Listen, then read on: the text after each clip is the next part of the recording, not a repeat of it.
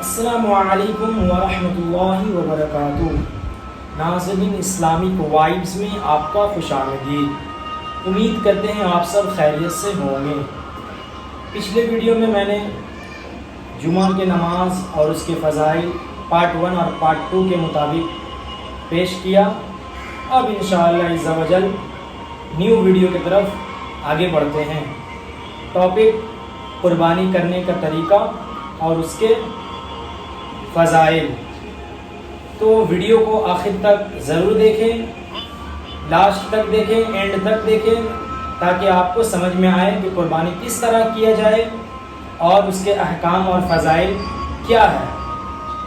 اور جو حضرات میرے چینل پہ نئے آئے ہیں وہ ہمارے چینل کو سبسکرائب ضرور کرے اور نیچے جو بیل آئیکن ہے اس کو پریس کرے، کیونکہ ہر نیا آنے والا ویڈیو نوٹیفیکیشن کے شکل میں سب سے پہلے آپ کو مل جائے گا۔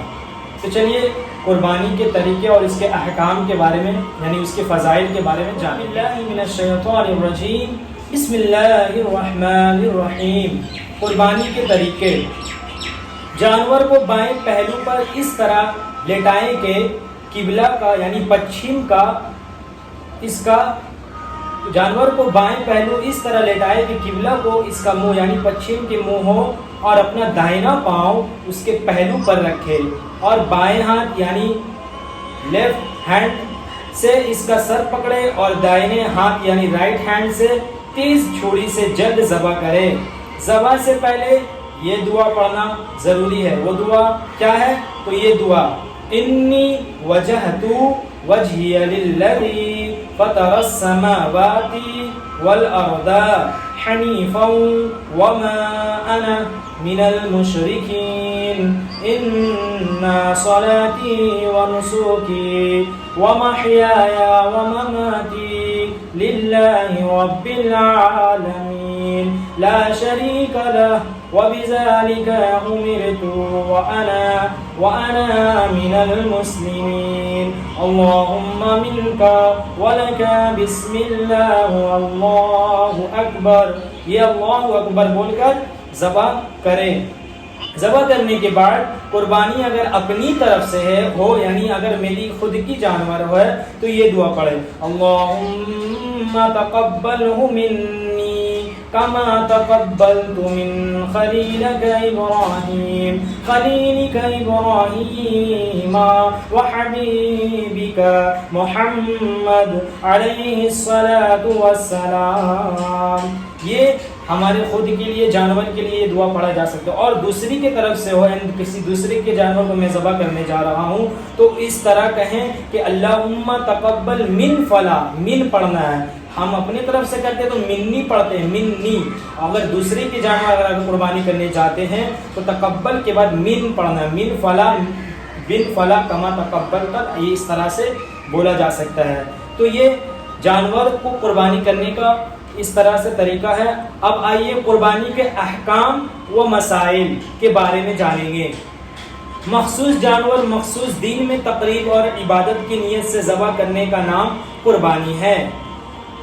قربانی حضرت ابراہیم علیہ السلام کی پیاری سنت ہے جو اہم امت مصطفیٰ صلی اللہ علیہ وسلم کے لیے باقی رکھی گئی۔ اس کی بڑی فضیلتیں اور برکتیں ہیں، اور باوجود وسعت و صلاحیت کے نہ کرنے پر سخت وعیدیں ہیں۔ نبی پاک صلی اللہ علیہ وسلم نے فرمایا: جس نے خوشی دل سے قربانی کی وہ آتش جہنم سے حجاب یعنی رک جائے گی۔ عبرانی حدیث۔ ایک جگہ حضور پاک صلی اللہ علیہ وسلم نے ارشاد فرمایا: جو روپیہ عید کے دن قربانی میں خرچ کیا گیا اس سے زیادہ کوئی روپیہ پیارا نہیں۔ عبرانی۔ حضرت ابو ہریرہ رضی اللہ تعالی عنہ سے مروی ہے کہ حضور صلی اللہ علیہ وسلم نے فرمایا: جس میں وسعت ہو اور قربانی نہ کرے یعنی جس کی حیثیت وہ قربانی نہ کرے وہ ہماری عیدگاہ کے قریب بالکل بھی نہ آئے۔ جس کے پاس مال دولت ہے، جس کی حیثیت اگر وہ قربانی نہ کرتا ہو جان بوجھ کر، تو حضور صلی اللہ علیہ وسلم کا قول ہے کہ وہ عیدگاہ میں بھی نہ آئے، عیدگاہ کے قریب نہ جا نماز پڑھی جاتی ہے۔ ابن ماجہ۔ جو عاقل یعنی عقل اور بالغ آزاد مسلمان 200 درہم یعنی 65318 ملی گرام چاندی یا 20 دینار یعنی 93,31 15 ملی گرام سونا کا مالک ہو یا حاجت کے سوا کسی ایسی چیز کا مالک ہو جس کی قیمت 200 درہم ہو، وہ غنی ہے، اس پر قربانی واجب ہے۔ حاجت سے مراد رہنے کا مکان اور خانہ داری کے سامان جن کی حاجت ہو، اور اس سواری کے جانور اور خادم اور پہننے کے کپڑے ہیں، ان کے سوا جو چیزیں ہوں وہ حاجت سے زائد ہے۔ قربانی کے وقت میں قربانی کرنا ہی لازم ہے، کوئی دوسری چیز اس کے قائم مقام نہیں ہو سکتی۔ مثلا بجائے قربانی اس نے بکری یا اس کی قیمت صدقہ کر دی، یہ ناکافی ہے۔ قربانی کا وقت کب سے شروع، یہ فرمائیے۔ قربانی کا وقت 10ویں ذی الحجہ کے طلوع یعنی صبح صادق سے 12ویں کے غروب آفتاب تک، یعنی 10 تاریخ سے لے کر اور 12ویں کے غروب آفتاب تک، یعنی 3 دن 2 راتیں۔ رات میں بھی قربانی ہو سکتی ہے، مگر وہ ہے 3 قسم کے جانور کی قربانی۔ رات میں بھی قربانی ہو سکتی ہے مگر مکروہ ہے۔ کیا ہے؟ مکروہ ہے، رات میں قربانی کرنا مکروہ ہے۔ 3 قسم کے جانوروں کی قربانی جائز ہے۔ نمبر 1 اونٹ، نمبر 2 گائے اور نمبر 3 بکری۔ بھینس گائے میں شمار ہے، بھیڑ اور دمبا بکری میں داخل ہے، لہٰذا ان سب کی قربانی بھی جائز ہے۔ اور ان جانوروں میں نر اور مادہ، خصی اور غیر خصی سب کا ایک حکم ہے۔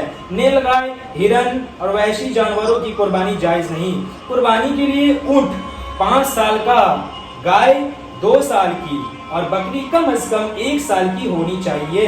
اس سے کم عمر ہونے سے قربانی جائز نہیں، زیادہ ہو تو افضل ہے۔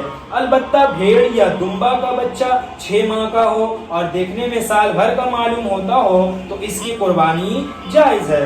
اپنی طرف سے اور اپنے بچوں کی طرف سے گائے یا کسی بڑے جانور کی قربانی کی، اگر وہ نابالغ ہے تو سب کی قربانیاں جائز ہے، اور بالغ ہے اور سب لڑکوں نے کہہ دیا تو سب کی طرف سے صحیح ہے، اور اگر انہوں نے کہا نہیں یا بعض نے نہیں کہا تو کسی کی قربانی نہیں ہوئی۔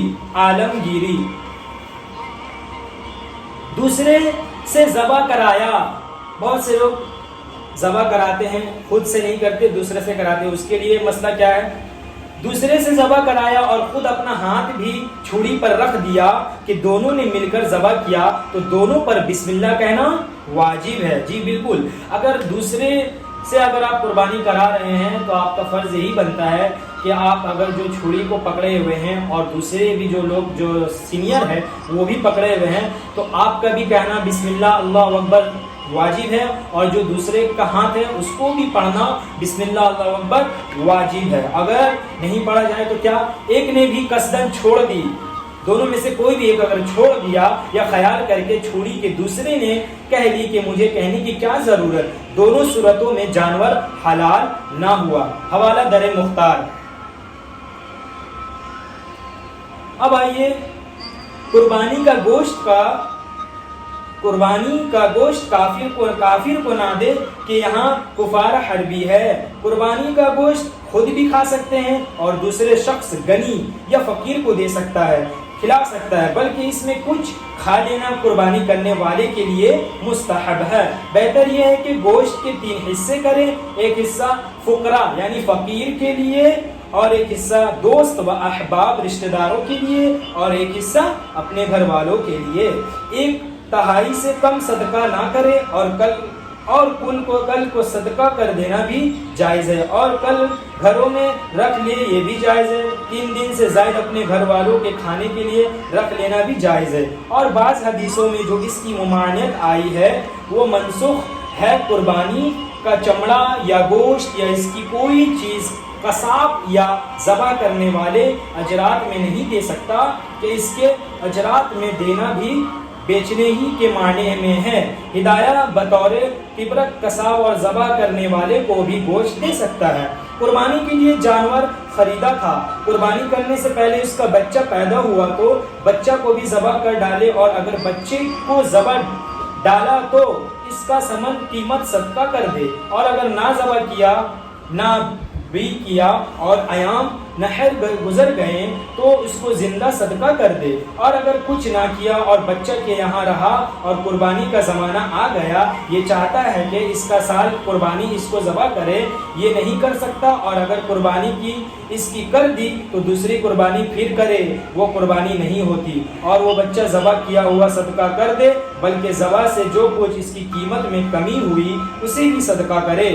حوالہ عالمگیری، قربانی اور اس کے پیٹ میں زندہ بچہ ہو تو اسے بھی ذبح کر دے اور اسے صرف صرف میں لا سکتا ہے، اور مرا ہوا بچہ ہو تو اسے پھینک دے، مردار ہے۔